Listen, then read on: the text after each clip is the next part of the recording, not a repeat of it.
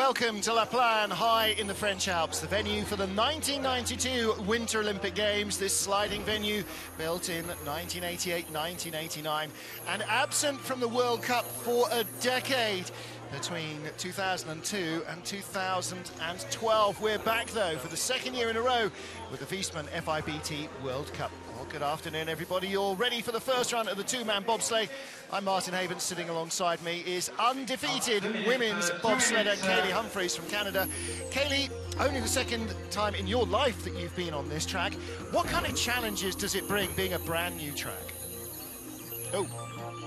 For a lot of people this year, this track's going to be brand new, but the challenges for this track, I mean, the track has a combination of a lot of different corners, some faster, longer, some a little bit shorter, different steering systems, but the track is long. It's, I think, one of the, if not the second longest track in the world. So things come at you, and after a while, your brain just wants to shut off, and repetition after repetition, it's very, very easy to get lost on this track.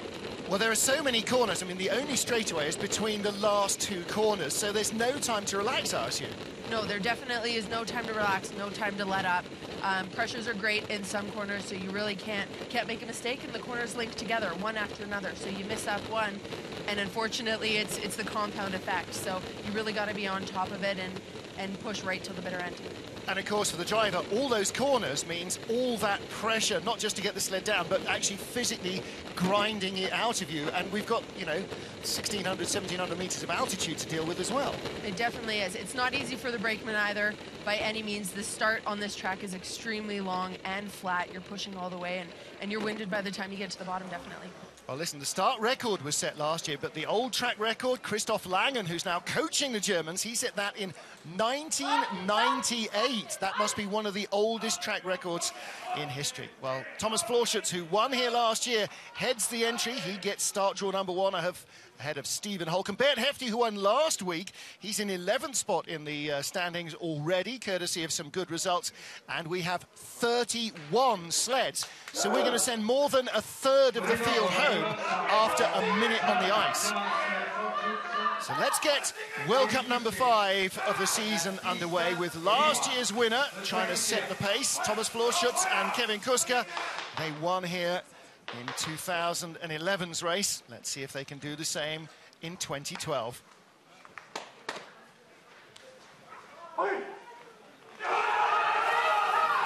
Kaylee Humphries, the very first thing is to talk about this start area. It goes on forever. It does. It definitely feels like forever. You're basically running it right into that first corner. You're going to see some of the guys that are going to want to run it as deep as possible for as long as possible to really give you as much momentum down the track. But you run the risk definitely of that push bar coming down and running real close to the first corner. It could possibly hit. We'll see what happens. Corner 6, nice smooth line through there. Now, one of the things, again, it's a new track to almost everybody, just 1 year's rehearsal. Very quick ice in training week, but no crashes. No crashes, definitely, in training so far this week. And yeah, it's definitely one of those tracks that, although there's many corners and it comes at you fast, anything is possible. Pressure is high, stakes are great, but it's hard to get down fast. Little hit there, that was a late exit. We saw a lot of skeleton sliders taking that tap this morning, and this is the only straightaway. It's barely worthy of the name, between 18 and 19, but it can be a graveyard of time if you don't get it right. 123.7 kilometers an hour at the bottom, that's 77 miles an hour. And still, this is one of the longest tracks, as you said, over a minute to get down it, even for a two-man sled. Yeah, you saw definitely a few mistakes there, a few times he just went on to some of the corners a little bit too early, out of 18 into 19, definitely hitting on the left-hand side the whole way down, as you see him come around this corner here. So it starts to go back up slightly on that second pressure. You want to allow it to, comes down and just hits that wall right there. That's going to kill a little bit of time, and you can see the sled go sideways. Definitely a skid is not very great there. You can see Christoph not very happy with that run at all, and I don't think Thomas he knows how to drive this track better than anybody else, Christoph Plagne. And the coach is always reflecting the incidents on the track. Next up, Stephen Langton, behind Stephen Holcomb this weekend in the two-man. Now, they were undefeated in the North American Tour, but their streak came to an end last weekend in Winterberg. Bert Hefty took the gold medal. Good start. Again, you're going to see them always right up at the start. We'll be looking to Oskars Melbardis of Latvia for the huge starts, but it's about the drive here. It definitely is. Steven knows this track. He knows it well. He's done really well in training all week, and so far seems to be having a really great run. A little disappointing, perhaps, in Winterberg last weekend. A couple of hundreds apart, but we've seen some pretty major gaps. You know, we're looking here at tenths of a second rather than hundredths of a second. I think you just get that difference with how long the track is. Anything's possible. You're going to see times a little bit closer towards the beginning part of the track because it is so flat. Everything comes down to the start, definitely, and the velocity that you've given it going into the first couple corners. But by the time you get to the bottom, because it's long, the drivers have a lot of room to make up a lot of time, and so the difference makes a huge... He could be 2 tenths. Oh my goodness, 4 tenths of a second in front. Wow. Well, Holcomb almost a kilometre an hour quicker than Thomas Florschutz down towards the bottom of the track. And Kelly, you know, the last couple of corners going uphill, if you haven't got the speed, you're not going to find it. So. Yeah, as you can see, I mean, Steven had a way better bottom half than Thomas did, the competitor before him. Just clean. The corners flowed one right into another. Had a very clean top, very clean bottom, allowing the sled to run. And the corners link, and Steven, you know, made the most of it. Nice tidy lines. Big hammer there coming onto that corner, and we saw that in the women's race, the brake woman getting bounced out of the seat. It is. That is just the way that the track's built. There's nothing you can do to really avoid that, and so I think we're going to see quite a few more sleds that are going to do that. Of course, they say seat. What I mean is off the bare carbon floor of the shell. Nick Cunningham of the USA with Andy Drabble behind him, a first-generation American from Czech parentage. This is his first two-man start behind Cunningham.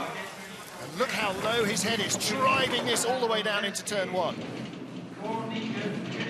6:02, a little bit off the pace there at the start, but definitely, I mean, Nick's a great pilot, and we'll see, hopefully he can bring it back. 66.9 momentum, that's actually quicker speed than Stephen Holcomb, so they got a lot of energy into the sled. These, you know, there's speed and there's how much energy you put in. You've got to try and combine the two. Yeah, the velocity definitely, in all fairness, it's a lot more important than the actual time itself. The momentum that you put down into the sled and into the tracks in each corner, that makes a bigger difference. 1300ths of a second behind at the moment, and on this long track, 1500 plus meters of ice, those are tiny gaps, same speed as Holcomb.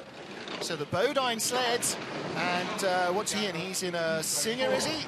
Motoring at the same sort of speed at the bottom of the track, and that's why wind tunnel aerodynamics are so important. I think it's a BTC Latvian sled. Tucks his head under the cowling, you know, it's every 100th counts. Every 100th does count in this sport, and you really wanna, you know, do every little bit you can, even in that last couple meters before the finish line. And you know, and that is a trick of confidence, isn't it? When you're thinking about ducking your head, you know that he's really feeling confident. Such a great start to the season. Look how excited he is by that. Definitely should be happy with that run. One little tiny mistake, went a little bit high there, but corner 16, it's one of those corners you can let run, and you really don't want to be steering the sled or slowing it down at all. He's got the fastest speed, so you definitely know that letting it fly in that corner really works. Cunningham absolutely buzzing here. Takes a little bit of a tap there on the right-hand side. That's going to slow him down a little bit of a skid, but overall a very clean run, and he'll be looking to be consistent for a second run. Well, next up, Chris Spring, Canada 2, Adam Rozenki on the back handles of the sled. And of course, the top 10 in the World Cup rankings go into a random draw. So if you're lucky, you can start earlier than some of your fast arrivals. 6:06 getaway. Chris last year had a really, really great two-man race here. So, you know, we'll see what he can do again this year. He keeps developing as a pilot. He is, you know, one of the best international bobsleigh pilots that competes now for Canada. So, but again, really good first speed track momentum, 66.9, as quick as anything we've seen. This is a very tight race already, just 1500ths off the lead.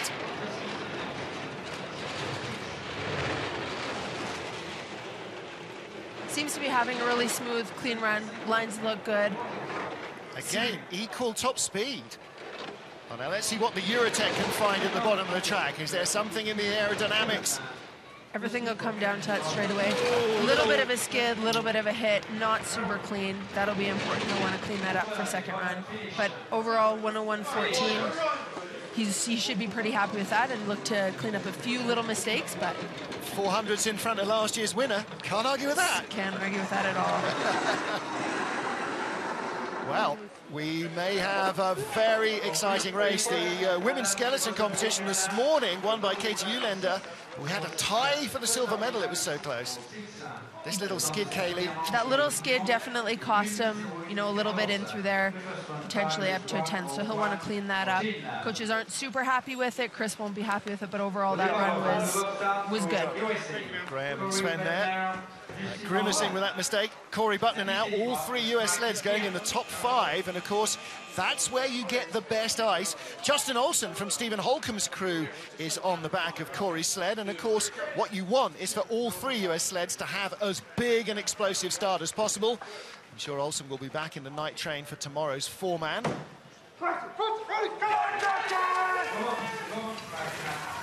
Again, heads down, driving low, getting that energy moving forward. This track definitely, I mean, it's just before Christmas. People are starting to get tired. I know here on the Canadian team we had quite a few athletes that were getting sick, and I know Olsen's been battling a bit of a cold all week. So this this start definitely is going to make or break. Well, it's, you know, 1 day away now from heading home for Christmas, and I'm sure everybody is just about ready for that.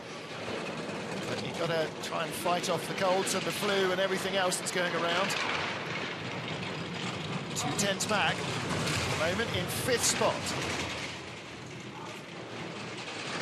Well, Kaylee, you managed to have stayed remarkably healthy so far. That's always a worry, though, right? It definitely is. For any athlete, trying not to get sick right up until the time you leave for Christmas, it definitely is a worry. And I mean, no one competes at their best when you're tired or you just feel a little run down. So. Wow, what a great bottom half he had. He came from 5th to 4th to 2nd. Mike Kahn on the left, Brian Scheimer on the right.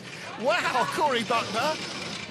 That just proves to you how good of a bottom this track can make, that the track is long. And although at the top we see times that are close, the start makes a difference, it definitely comes down to the driver and how consistent he can be on every corner and how the momentum and velocity from the top really heads down all the way down into the bottom.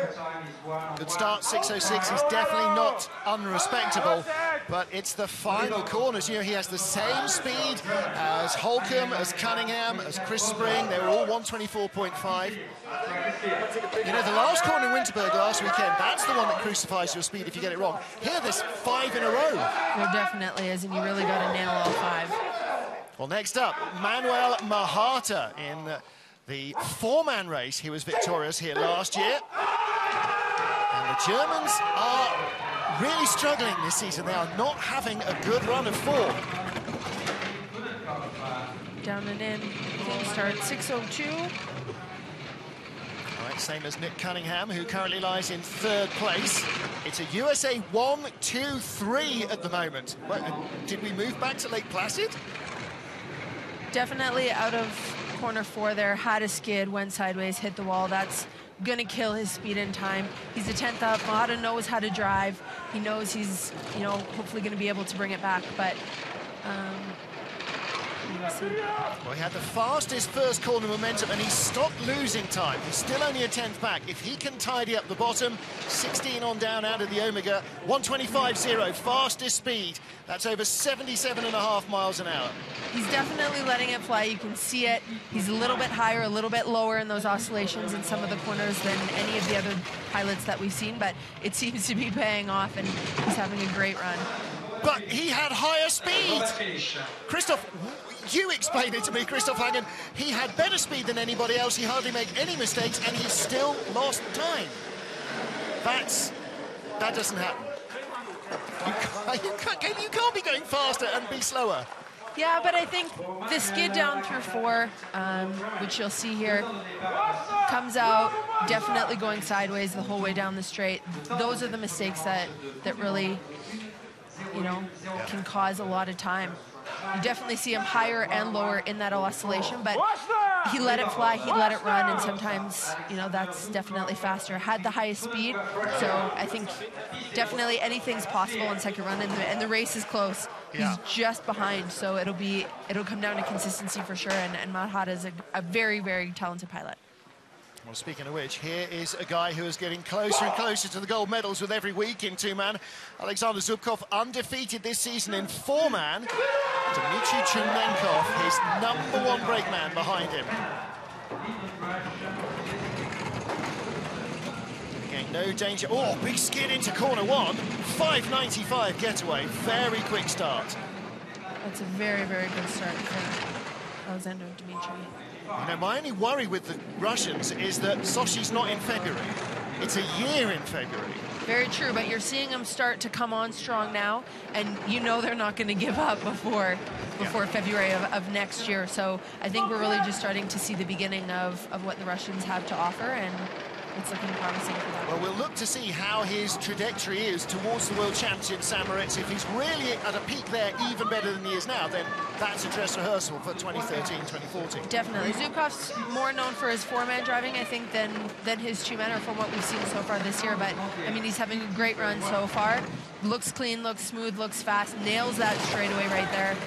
That's going to be awesome for his time down at the bottom. And the head position is absolutely right. He slides in behind Stephen Holcomb of the USA. Well, down in the final four corners, he overhauled Mahata, Butner and Cunningham to go from 5th to 2nd. And our gap first to second is 2/10, but after that, we got 3 sleds covered by 0.02 of a second. Wow. Zubkov is in great form, he really is.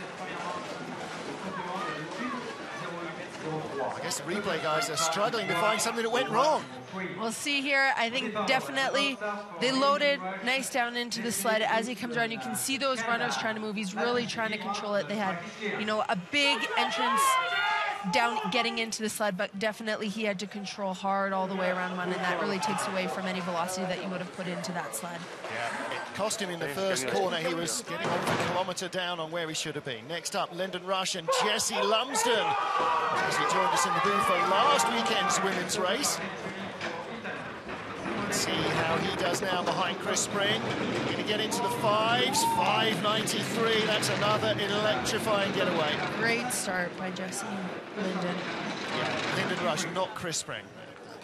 Apologies for that. 67.1 kilometres an hour. Only one sled quicker in that first speed trap, and that was Mahata.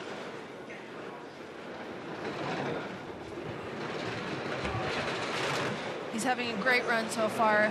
You know, the Labyrinth 789, that looked really smooth. On and off the corners, middle entrances for all of those. That's key, that's money. He should be so far very, very happy with this run. Wow, he's really nailing this together. Faster than anybody else. 125.4 kilometres an hour.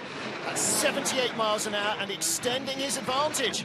He is driving himself into the lead of this race. Nice, great straightaway down into there. He's definitely going to take that speed into that last corner, and awesome, awesome run. That's really great to see. Well, listen, if you weren't sitting beside me now, I'd be, and he was wearing goggles, I'd be saying, that is another great run from Kaylee Humphries.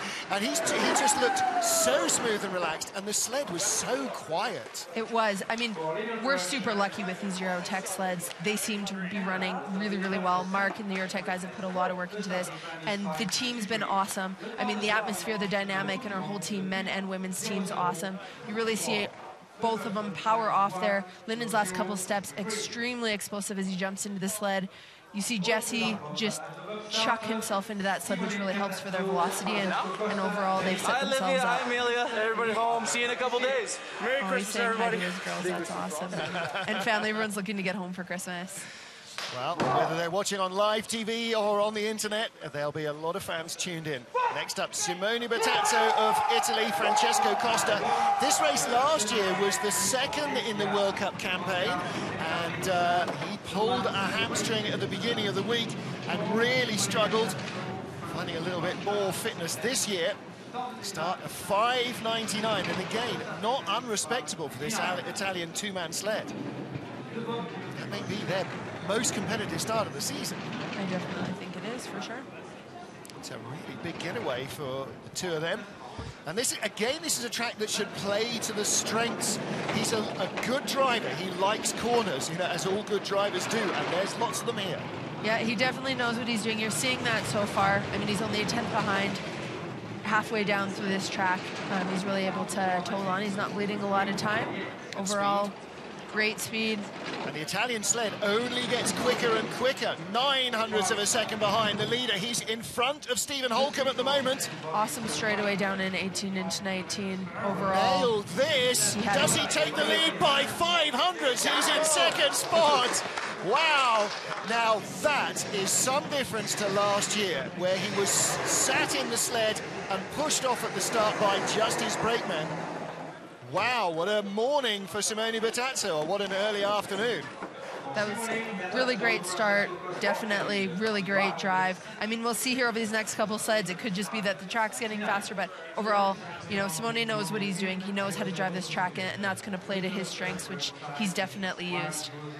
Well, Wolfgang Stampfer, the driver coach, and Antonio Tartaglia, the high-performance coach of Italy, both gold medalists in their own time, and they looked pretty happy with that. So should Simone be. That was a top-draw drive. Well, put another name in the hat for the World Championships in St. Moritz then. And here's yet another.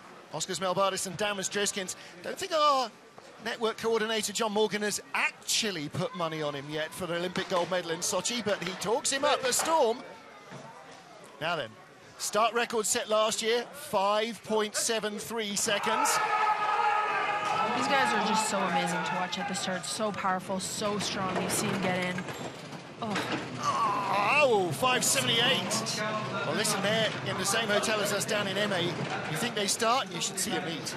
Oh, you've got to get in there before the Latvian team, or it's like the horse the Locusts have gone through. I know, you need that fuel, though, that energy to power those big, huge, powerful bodies. Yeah.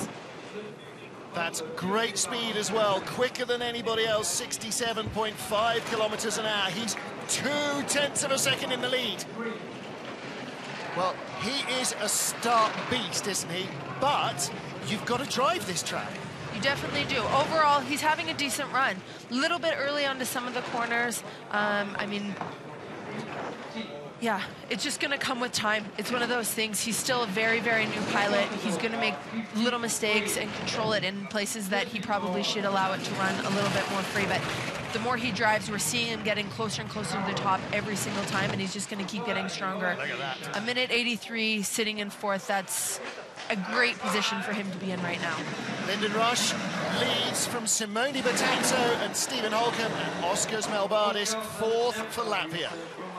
Wow, no wonder Sandis Prusis always has a big grin on his face. Latvian bobsledding has hardly ever looked better. Well, this is like a how-to video of starting a bobsled, It right? definitely is. If you want to emulate anybody, you definitely look at these guys and you try and emulate them as best that you possibly can. I mean, even the way the arms just folded in together, it's like synchronized swimming. Lyndon Rush, our race leader, from Simone Bertazzo. We've still got 21 sleds to go. Stay with us live in La Plagne. Prochain départ dans 2 minutes. Next start in 2 minutes. Se prépare Beatrice Alex Bogan, Switzerland. Règne de 2 minutes pour pub.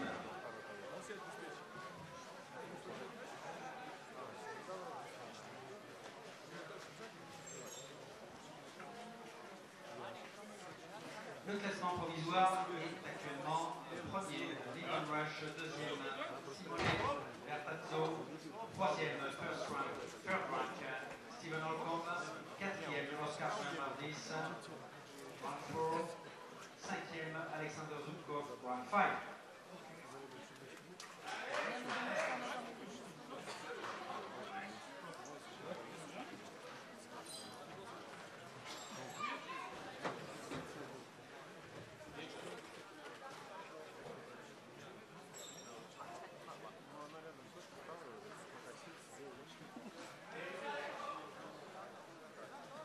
Dans 1 minute, le prochain départ. In 1 minute, next start avec Beatrice et Alex Bogan, Switzerland.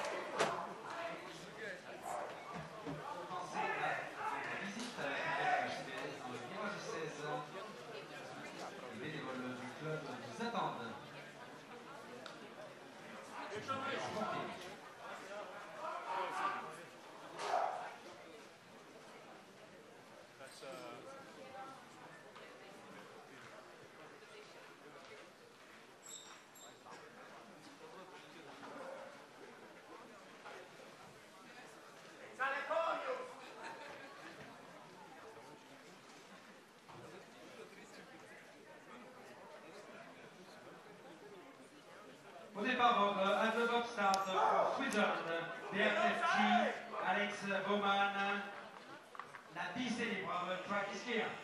Welcome back to La Plagne. With 10 of our 31 sleds down, the remaining 21 are battling for just 10 more spots in the second heat of this 5th World Cup of the season. Or, if you're Bert Hefty of Switzerland here, the 2nd World Cup of the season. He's got a 100% record, like my co-commentator Kaylee Humphries. She's just done 5 races, he's only done the 1 though. Well, look, we've just seen Oscar's Melbardi start, and a big start from Bert Hefty, but the sled rocked sideways. He didn't have control. He still barely does, Kaylee. That's a disaster. Yeah, that is definitely a disaster at the start. As soon as they loaded, they were just coming out of the grooves. The sled went sideways. Bert wasn't able to get his push bar down until all the way around corner 1 when you're back again in the straightaway. Yeah, that's atrocious. Horrible, horrible. And the problem is, of course, you know, this is the dichotomy of the sport. You've got to be an absolute beast, and then the second you sit down, you've got to be a zen calm. And that's hard to do when you've just made a major error. It definitely is, but sometimes, you know, it's what fuels the fire, and sometimes you'll go and you'll be that much more focused and that much more, you know, mentally there, because you know you got to make it up on the rest of the track. And overall, he's only 700s behind. Comes through in this last little straightaway before the finish corner. I mean, he's done the very best possible thing he can do in order to get himself back. You are not kidding, and he'll think back about that start and go, we should be leading the first heat, we can win this. Definitely he's able to win this. That drive was great. He had an awesome drive. Made a mistake definitely out of the start grooves and all the way through corner 1, but that was about it. The rest of it, not much to say about it. Gashed his hand a bit there as he was trying to get in, maybe, or maybe trying to just bang the driver's handle in. Alex Baumann, his brake man. 591, not the greatest start, but the drama is here. You see him get in, sled goes sideways. Can't really see it. He would have hit before, misses the whole first part of the corner, slides off the corner. Now he's just trying to recover the best that he can, and when he's recovered, then he can push that push bar down. So there's definitely room for them to gain a whole bunch of time. Never even got more than a 10th away from the lead, despite all of those dramas. Next up for Canada. Canada 3, Justin Cripps with Sam Giguère behind him. This is Sam's ever 2nd World Cup race. Comes from CFL, played for Hamilton. Got so much more potential, and this is going to be a great driving track for him. Both him and John Dick are really great at driving in the flat tracks. 597 getaway. Let's look at the first corner speed and see where they are. If they're in high 66s or 67 kilometers an hour, 66.9. See, that's the same that Bert Hefty had. So lots of energy on board. Yeah. Justin Cripps here, as you can see, he wears goggles just like I do, probably one of the only male pilots that does.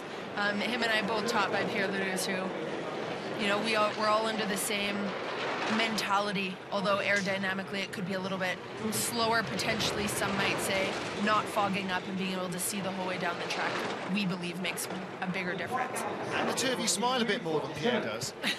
124.5 kilometers now. This is big speed. He was down to 10th place. He's now driving his way up towards the top half dozen. Tiny tap. Little Rob maybe half a 10th away. Where's he going to finish? 9th place. And again, you know, first time on this track. He didn't race in the World Cup last year, so he's never been here before, and he's ahead of last year's winner. Yeah, letting Cripps, he's doing awesome. He really is. I mean, he's had, what, 6 runs down this track now. This is run number 7 ever.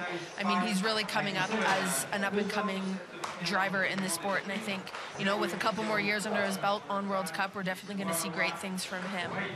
Comes across, slight hit here on the left-hand side of the short wall, but you don't see those runners move, which means he's going straight, and he did the right thing. He just let the sled run and go straight, and you take that slight tap, minimize the damage. You really see, you know, his expertise and he's learning as a pilot, which is great, and, you know, he'll continue to get stronger, I believe. And that speaks volumes of confidence as well, that he knows the tap's coming and it's not going to be a drama. Next up, Alexander Kasyanov, Max Belugin behind him in the Russia 2 sled. Now there is a bit of a gulf between Alexander Zubkov and the rest of the Russians. And actually, for Russia 2 and Russia 3, making the second heat is going to be their prime focus. I have a feeling there may be a few changes coming up in all the Russian programs over the Christmas break. 6:02 start. Again, Manuel Mahata, Nick Cunningham, they were all starting in the same kind of region. 66.9, good momentum. And we're still, this is starter number 13. Every one of these sleds we've seen so far definitely has top 6 potential. You know, this is a very, very tough business. This definitely is. It's close racing. It always has been, it always will be. Competition is tight. And, I mean, you're seeing it. We've got 31 competitors today. It's definitely... It's dog eat dog, and look, the speeds are still there. 125.4. The track is not degrading at all. Which is always a worry, especially if you're not within the top couple sleds. You always wonder and hope whether the sled and the track is going to deteriorate at all, and we're not seeing that happen, which, you know, just speaks volumes for this track and the track crew and the ice park region. Did Pierre Ludes almost smile then? Almost, I think he looked we did. Okay with that, didn't he? Wow. Yeah. Is he mellowing the old dog?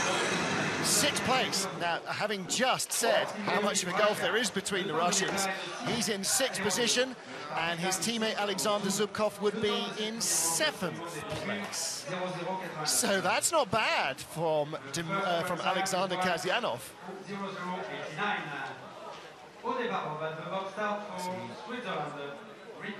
Great looking drive off the blocks from the 2 Russians.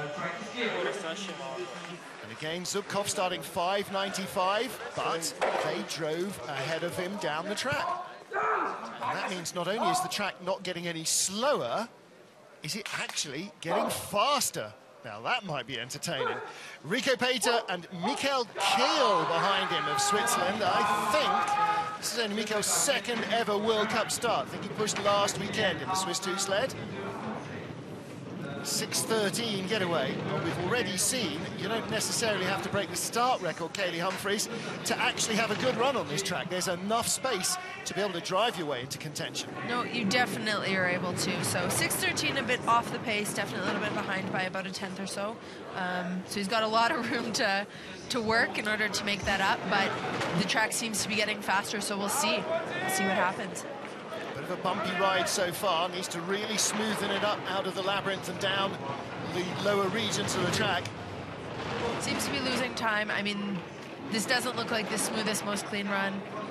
He's trying to let it fly, but definitely just bleeding time the whole way down. Still got good speed. Is he going to be in front of last year's winner, Thomas Florschutz, who is last at the moment? I'm going to say that again. Last year's winner is last at the moment, but he's not now. He is tied with Rico Pater for 13th spot. Wow, is last year's winner going to make the 2nd heat? I don't know. This is a weird one.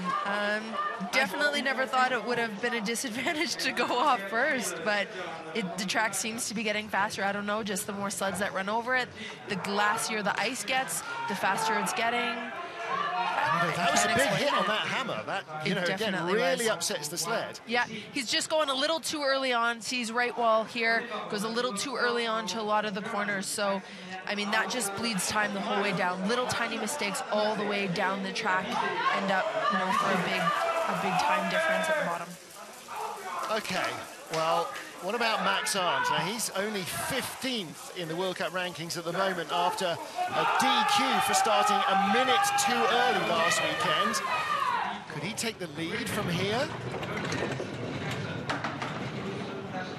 A little bit late with getting that push bar down and in, but you definitely want to make sure that you're going straight out of the grooves and you don't get a skid. So that push bar up in the air for that extra, you know, 1 second really doesn't make that big of a difference. Good momentum as well, 66.9. It's already 41 miles an hour, then accelerating brutally from corner 6 down up to around 65 and 70 miles an hour now. And the pressure on the driver, Kaylee, is pretty constant. There's no chance to grab a breath and really inflate your chest. You're just kind of, you know, trying to keep your body as still as possible. You definitely are, and especially as a brakeman in the back, you're trying to do the exact same thing. You're really just trying to ride with the sled and with the track. This track's definitely all about smoothness and form and flowing one into the other, making sure on the right line right from go, and any little disruption. Well, 7th place off a 12th fastest start. And again, you know, that bears repeating. That's the fastest German, and he was only 12th quickest at the start. That's not the German team that Christoph Langen and Andre Lange used to be part of. It's a different generation.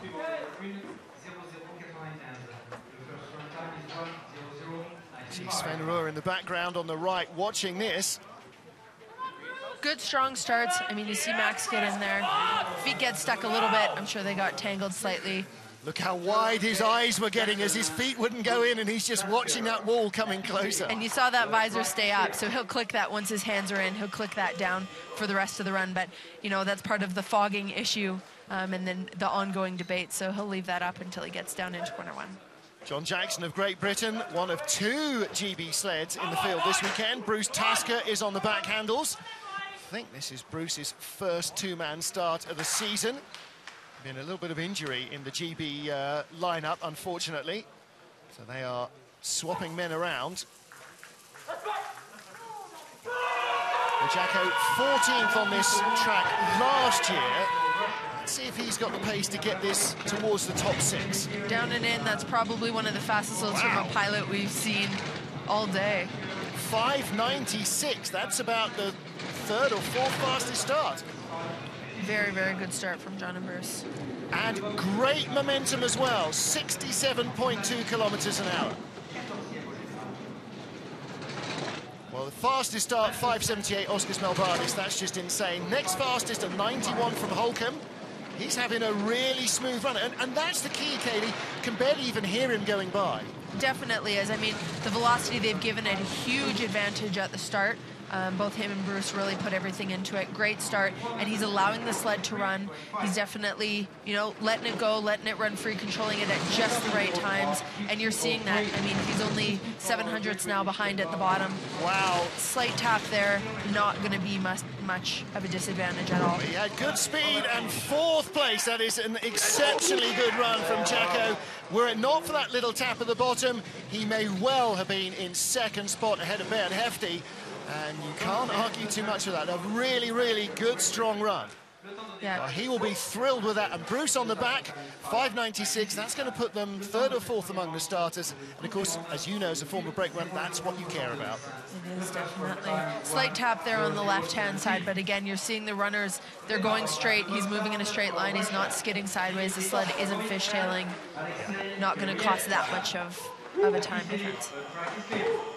17th of our 31 sleds. This is the biggest field we've had outside of World Championships in St. Moritz for a long while in the World Cup. This is Dmitry Abramovich and Alexei Kireev. And again, I think this may be Kireev's first 2-man start of the season. So you can imagine there's a little bit of nerves in the brakeman. He's got to get in. Got to not fluff this up.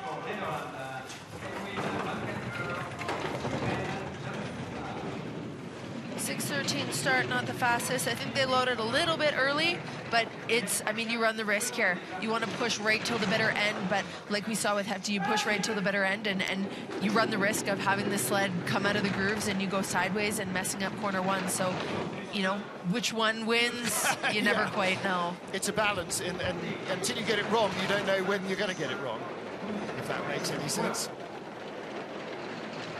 Again, neat little right, tiny little skid there coming between those 2 corners. You're just seeing a few little mistakes here and there. Overall, controlling the sled a little bit too much. You know, I'm sure he's letting it run in certain parts, and it's all just part of the expertise that comes with the more you drive. And we haven't seen him consistently on World Cup this year, and so I think he definitely has a lot of talent and a lot of skill as a pilot. And the more that he's on World Cup and is driving for these next, you know, couple races after this season, the better we'll see him. 101.52 leaves him at the tail of the field at the moment, and he is the first man not to be ahead of last year's winner, Thomas Florschutz. And the more often I say that, the more remarkable it sounds.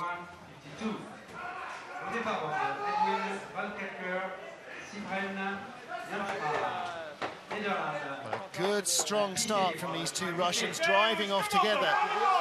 You know, you look at the way it is. Stephen Holcomb 5th, but, you know, he was second out the shed. Thomas Florschutz first out the shed, 15th. I mean, something weird went on with his run that we just didn't see. Well, next up, Edwin van Kalker and Sybren Jansma of the Netherlands. Okay, we're going to get good speed out of this Eurotech sled at the bottom of the track.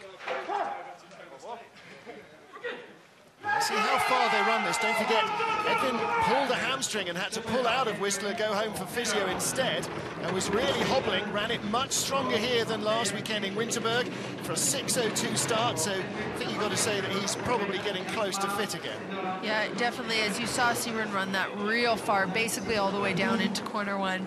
Edwin loaded, you know, when he needed to load it, still obviously nursing that hamstring a little bit. Sybren took over, just ran it all the way in, but for such a big guy, that was a very stealthy move right into the sled down into corner one. Well, no, Sybren would run to corner two. He's got that much speed, but you're right. I mean, he lands like a feather in the back of the sled. He definitely does. That comes with experience and talent and just knowing.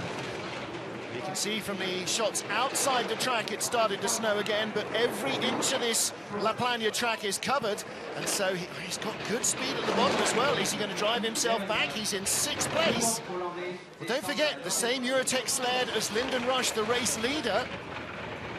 Different colour, but essentially the same sled. 5th place. He lost a little in those last few corners, but Ivo Danilevich there on the left with a big beaming grin on his face.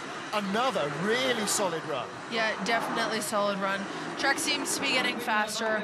Overall, not the cleanest run, but I mean, I can't say anything more than just the Eurotech sleds are pretty brilliant, but I'm a little biased as well, seeing as I drive one and absolutely love it. Comes out of this corner, out of corner 18, definitely hit and skid. You see him trying to recover there, trying to move those front runners, just trying to straighten the sled out. That definitely would have cost him, you know, about a 10th, but it so close to the bottom. And again, like John Jackson, it was only that tap that kept him out of 2nd place. I mean, this is remarkable. Next up, Ivo de Bruyn with Bro van der Zijde on the back of another Eurotech sled. This one a little more traditionally Dutch. The traditional colour being bright orange, of course.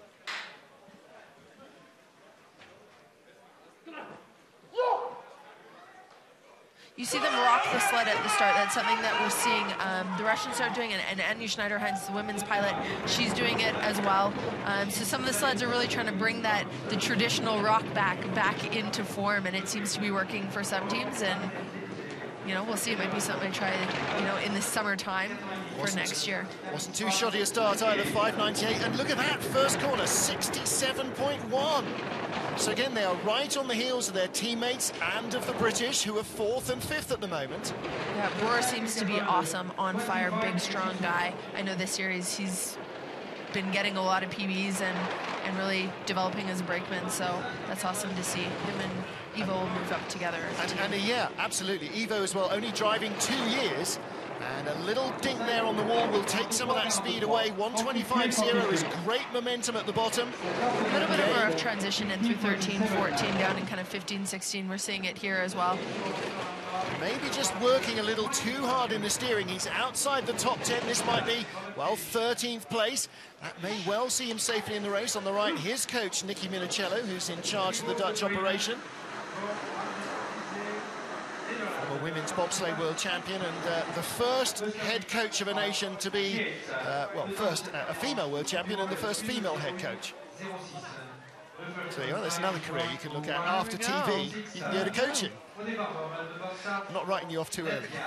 Well, a great run again, but Katie, sometimes it's hard to see those extra little steers to nurse the sled round that are what cost the time. Definitely is. Just going a little too early or a little too late out of a corner and not setting the next one up. I mean, that's where you scrub the time and the speed. You know, those little checks here and there that you got to do, it just adds up step by step all the way down the track that all of a sudden you get to the bottom and you're not quite sure what happens, but it's where you cost time. Well, a third Latvian sled, second Latvian sled rider for Ugis Zalems with Revis Brox behind him. This is his first World Cup race this year. He has raced before in the last couple of seasons in World Cup. 5.94, that is a pretty impressive start. Very strong start. Latvians are always up there, always strong. He's right in there with USA 1, Russia 1, Canada 1, so you know this Latvian is not there just for his driving ability. He's got to put it all together the same as his teammate. Definitely does. You're seeing a few little hits, few little skids and taps. I mean, he was rocking it on Europa Cup. You come up to World Cup, pressure's a little bit greater, a little bit more. You know he wants it bad. You can see it at the start. He's given everything, but it's just going to take time to develop and to figure out his own style and how to be top in World Cup. Well, you're coming from not quite the little leagues, but certainly from, you know, the minor divisions where you can be a big fish in a small pond. Here, you're in with the big dogs. So, you know, again, you're back to the bottom of the ladder. You definitely are, but overall, 101.24, that's a decent run. That's a decent start. He should be very happy with that. And it's definitely room for improvement, room to grow, but a good starting position. And for Thomas Florschutz, that's now 2 sleds behind him. That's still nothing like enough. Unless you're, I don't know, maybe Chris Spring, Nick Cunningham, 15th, 16th, you can't even remotely feel comfortable yet. No, not even close. We still got a lot of sleds left, and the track seems to be getting faster and faster. Strong starts that we just see Latvians get in, having no issues. He comes out of this corner, looks to be good, just hits there on the right, sends him over. He's going to hit again on the left before the corners. It's those little hits and those little taps that they're going to cost him a little bit of time, but experience, you know, he'll be able to straighten those out, and we'll see him get faster and faster with each and every race. Lyndon Rush is our race leader. 20 sleds down, the race is full. Local hero, Loik Kosteg. He's a member of the Plagne Bob and Skeleton Club with Roma Heinrich behind him. Well, you know there's going to be a lot of support. Even the track workers will be cheering as these French guys go by, trying to make it into the race. 6:17, definitely the slowest start we've seen all day, but... Well, there's one thing you know, nobody has had more trips down the track than this guy. And the track is long enough that you can make that back, definitely. So we'll look to hopefully see that time drop and him get closer and closer with each and every corner. Well, he showed promise last year in his brief foray into the World Cup.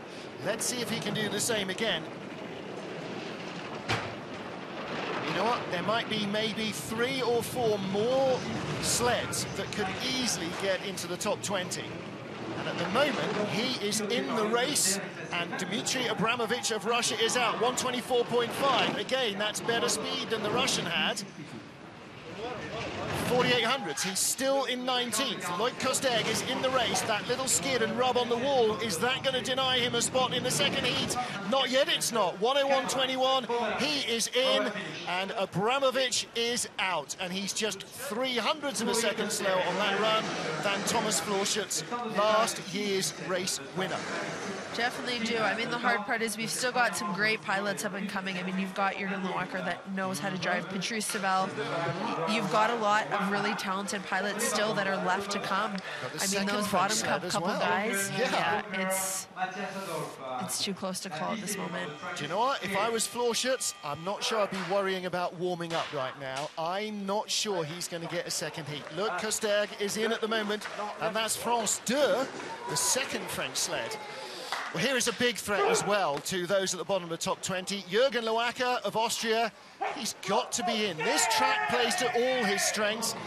All right, he'll be slow at the start, but he's got plenty of space in which to try and recover. 6:16, only 100th quicker than the French sled. Not the strongest start, but he does know how to drive. And this track, we definitely can see that you're able to make it back and come back if you have a good drive. Not bad momentum, we've seen better, but from 6 on down, he has to try and bring this gap down. 22nd place at the moment on split time. It's snowing at the top of the track, it is raining at the bottom, that's how far down the mountain you drop here. So far, he doesn't seem to be bringing it back. He's come from 22nd to 21st. He's 20th now, 125 is better speed than the last couple of sleds. 20th place at the moment is Ugis Zalims of Latvia. I think Zalims is in trouble. A clean straightaway does it for Loacker. He will be in 19th, 18th place, 17th place. He is in the race. He's not safe, but he's in now. And the Austrian coach is not quite as whelmed by that as they might be. not sure that Loaka is going to think that was really out of the top draw either. I mean, you know, he could perhaps have been top 12, even with that start.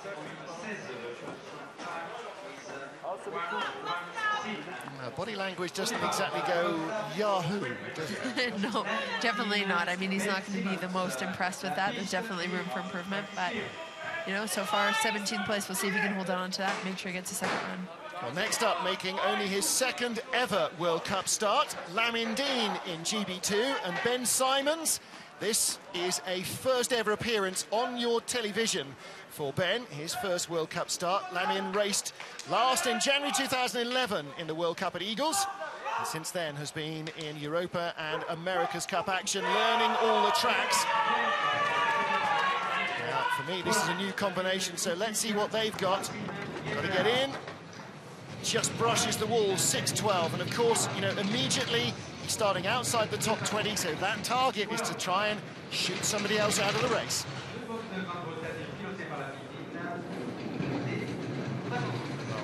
Little wave there between the corners. And Kaylee, any time the sled's not going absolutely ahead of itself, then it is going in the wrong direction. It definitely is. You don't want to see any little wobble whatsoever. You don't want the sled to look like a fish going down the straightaways. I mean, you're just having to control it too much. And you're seeing that here with him.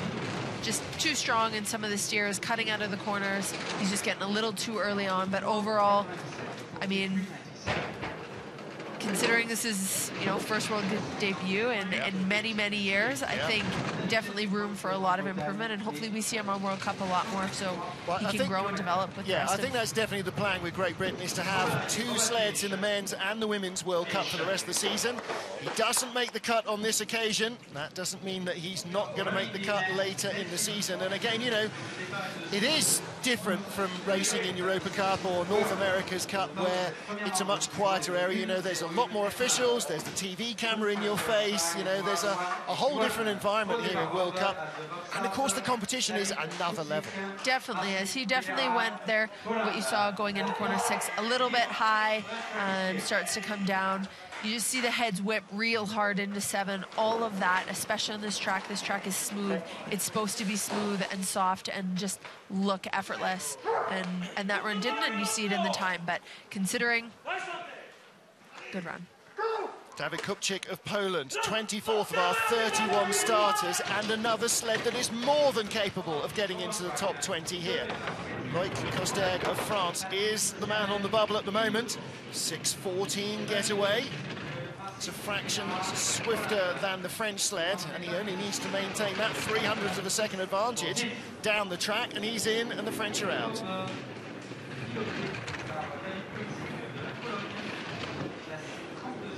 Well, he's really quite a veteran. He's been sliding for a decade longer than his rival, Loic Costerg of France. So he should, although he's not been to this track a lot, have the ability to adapt to today's conditions.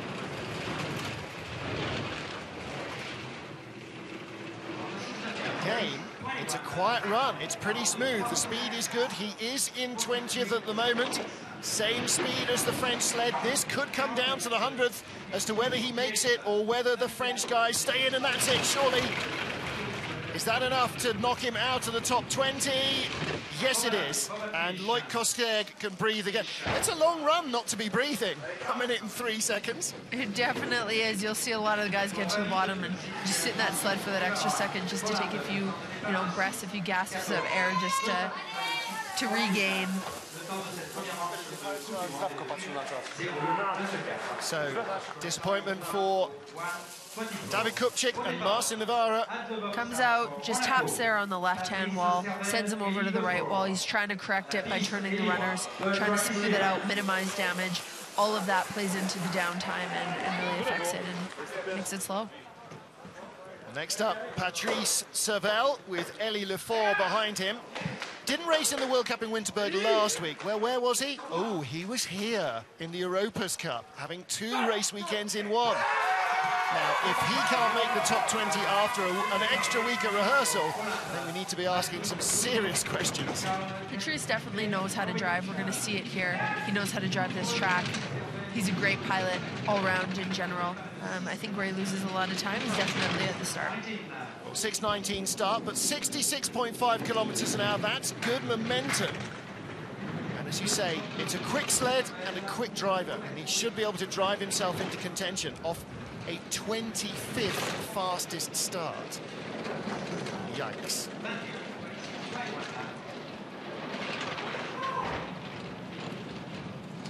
Well, he's one spot higher up now, 24th place. He's got less than a kilometre of ice. He's about halfway down the track. Very good speed, 125.4. As he comes across 23rd place, it's going to really come down to these last couple corners. Nice straightaway, go straight through, but is it enough? Very close. Oh my 17. goodness me! 6 spots in one corner. 101.15. He is in the race. That's when you know you got to fight every last little corner, and everything makes a difference, and it really comes down right to the very last second. Well, he has fired out Loic Costerg of France, a fellow francophone. And yeah, the last corner again. Definitely does. You saw there at the start, it looked like Patrice hit that sled a little bit before the brakeman, takes a little bit of that oomph right off the block that you could potentially have away. So he'll want to definitely let Ellie hit that a little bit more, but overall, Bit of an uncomfortable good load drive. as well as Lafort jumped in. He had Patrice Seville with he had Sebastian Gattuso with him, didn't he? The last race in Whistler. Sam hasn't reappeared yet. Next up, Michael Cerizet of Belgium. Beg your pardon, no, we haven't got there yet. This is Maciej Lutti. I wondered why he's wearing a Polish suit. With Mikel Kasperovic on the back handles, Poland 2. There'll be a huge cheer from our Polish TV crew if he manages to make it through into the second heat, 6:18. you've definitely seen those start times drop. It's just how it goes. The lower down ranked you are, usually the start times seem to get a little bit slower and a little bit slower. We'll see if he can make it up with the drive. Again, it's all part of the equation. As so many tracks now demand a big, strong start. If you don't have one as a driver, then you're always going to be languishing a little. He's gone from 25th at the start to 26th spot at the moment. He is the 26th of our 31 sleds. This is looking like a big ask for Maciej Lutti. 122.8, dreadfully slow, and he's got no chance at all of making the race from there, I'm afraid. Hit definitely, you know, out of 16 down into 17, light tap there, bit of a skid. I mean, again, it comes down to all those little tiny mistakes all the way down. Well, didn't race on this track last year, and a 102.04 leaves him at the tail of the field. So he joins the 6 sleds at the moment who will not get a second heat. Dmitry Abramovich of Russia, Lamin Dean, David Kupchik, his teammate, Ugis Zalems, and Loic Costerg. Katie gets very skiddy here, hits the wall on the exit. Definitely does. We're seeing some of the guys come across and definitely hit out of corner 16 on the right-hand side. Some of them are coming through clean. You got to come through clean in order to take the speed because corner 17 and 18 are flat, extremely flat, and you got to be able to take that speed and time with you, and any little hit is just magnified down there. Lots of noise at the top for Michael Cerizet and Leno van Doorn. And why are they cheering the Belgians so much? Well, because they were formerly the French, or he was a French pilot, Michael Cerizet. I wouldn't mind betting he was a member of the Plagne Bob Club as well. 6:25 getaway, and therein lies part of the problem, trying to get into the second heat. Big disadvantage. I mean, nowadays you got to have the start, you got to have the equipment, and you got to be able to drive. Some tracks, such as this one, the drive makes more of a difference. A little bit less, you can give up a little bit at the start or a little bit less of the equipment. But generally, you need those 3 things, and they need to be strong in order to consistently win a race. The guys at the top are starting 5.9. These guys are starting 6.25. So you're giving away 3,500s, and the rule of bobsleigh is a 10th at the top equals 3 tenths at the bottom. So from the start alone, if you don't do anything else worse than they do, you're going to end up the better part of a second back, and that's exactly the way it's transpiring. He's having a good drive, good run, a good solid run. Looks clean, looks fast, he's letting it run. But like you said, it all comes down to the start, and when you're that far behind at the beginning, you really have no chance of making it up by the bottom. Well, we saw it last weekend, particularly in the skeleton. John Montgomery, Olympic champion, had a dreadful start, didn't make the second cut. Casey Eulander, who won here today in women's skeleton, had a dreadful start, didn't make the cut. Start has so much to do with it. It's like a drag race. If you don't get off the line, you're running behind the whole way. You know, if Holcomb starts off 6:25, if you start 3/10 back, you're in trouble. Yeah, you really have no chance. Again, you know, you talk to so many of the coaches and they say, give me a fast athlete, I'll turn them into a quick driver. It's hard to do it the other way around. Looks a bit despondent there on the right, Nico Cerizet. Next up, Vladimir Ladik. Definitely a slip there you saw from the pilot. Foot slip, could be a bit of ice in his bobsleigh spike and the needles in the shoe. Could have been a combo of a lot of stuff, but that definitely takes away that little bit. And well, great-looking Czech sled. Didn't get a second heat last weekend. He had a crash in Winterberg in the first run. The team are okay. It is the same pair. He's got Dominik Dvorak behind him on the back handles. And again, young driver. And in his second ever World Cup race, so he is still finding his feet at this level.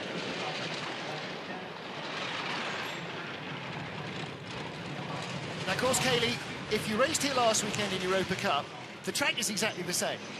Exactly the same, yes. You know, give or take a fraction. So it's not that the tracks are harder in the World Cup, it's just that the competition is harder. Competition's harder, pressure's greater. I mean, you're among the best in the world in the sport, and for a lot of people that's intimidating. And you want it bad. You want to be able to come up to the big leagues and be able to prove that you deserve to be up here. And it takes time. It definitely takes time to develop and to know, you know, to understand that the tracks don't change. But you can't make those little mistakes that you can get away with in Europa Cup.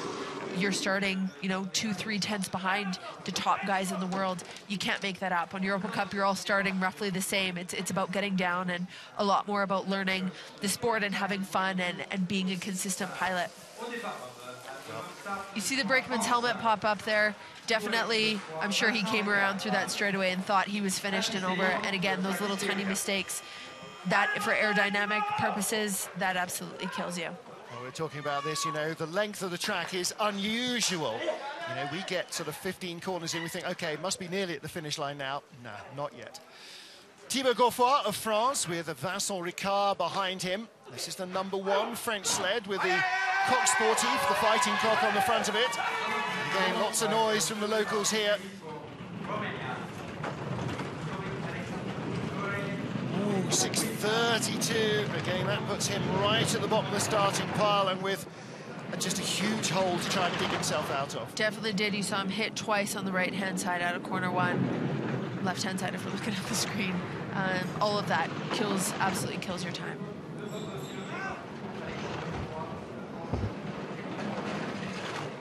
Eight tenths of a second back when he was 4 tenths behind the leader just as he sat down. 0.97 back, still in 29th place. He is the 29th of our 31 sleds. 1:22.4. That is the slowest through the speed traps at the bottom. He is not going to make a second heat here on his home track, and that has got to be a massive disappointment for him. Big skid out of 18 going down into 19, tap on the one side. It just, well, you don't have the start, the few little taps in the key areas just kills you. Yeah. You can see he's not happy, shaking his head as he comes up. Well, you know, I don't think he felt he did himself justice with the drive, OK? The start was always going to be what the start was going to be, but you want to think that you've got every single thing right in the drive, and clearly there, he doesn't think so. You don't. Comes out there, has a skid, comes across. I mean, half of that straight away, you're going sideways, not fast, and then to hit on top of it, it really just amplifies the mistake, and you can't be happy with that. It's like coming out of college ball and then stepping up to the major leagues. You might be a big guard in college, but when you're out there for the first time in the National League, you go, okay, and readjust your calibration a bit. Dorin Grigore of Romania, Florin Krasuin, his brakeman, 30th of our sleds. Again, if they can make the top 20 here, it will be a huge step forward for them. Brickman ran it far, and it seemed to pay off. 6:19, not a strong start, but considering what we've seen with 6:25s and 6:22s near the back, it's in with the rest. He's in with a shout of making it. 66.5, not bad momentum. Little tap on the wall there, down into corner 5, not going to help.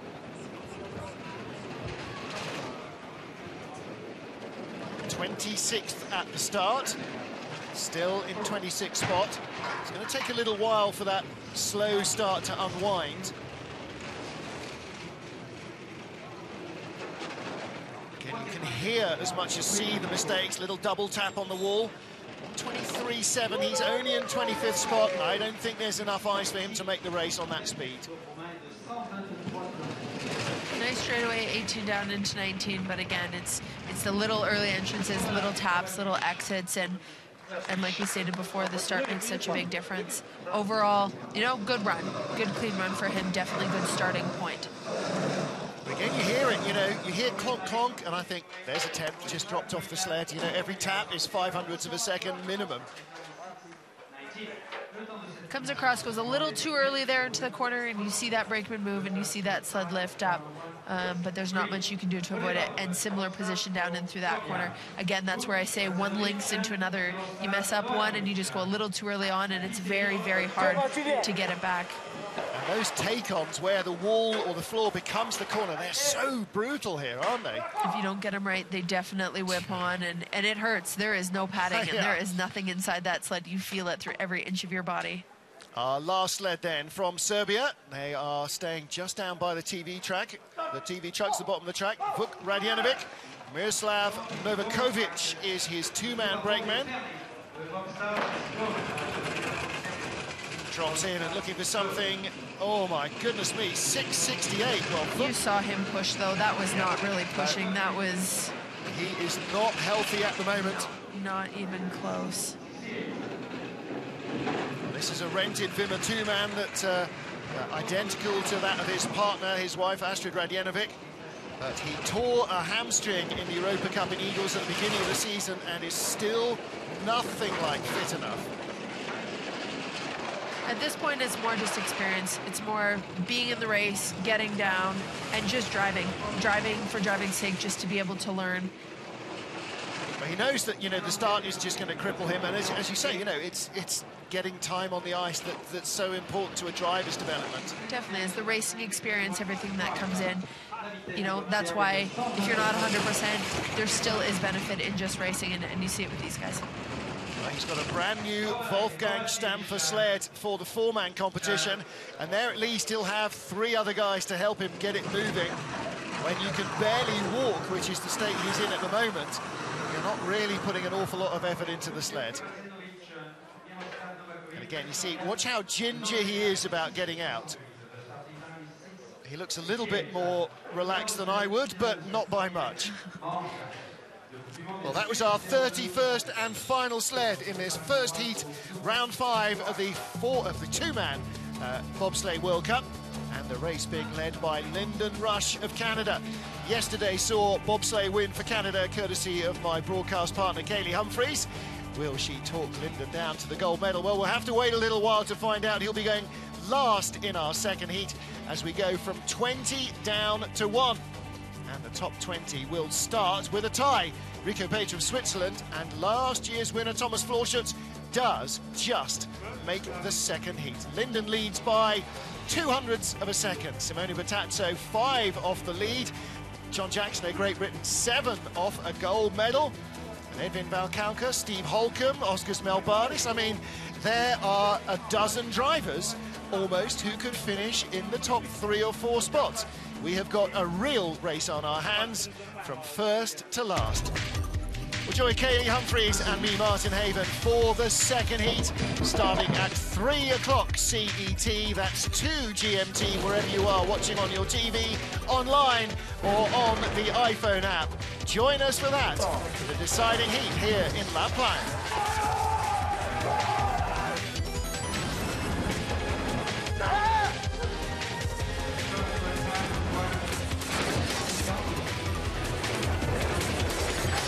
Hi, Olivia. Hi, Amelia. Everybody home.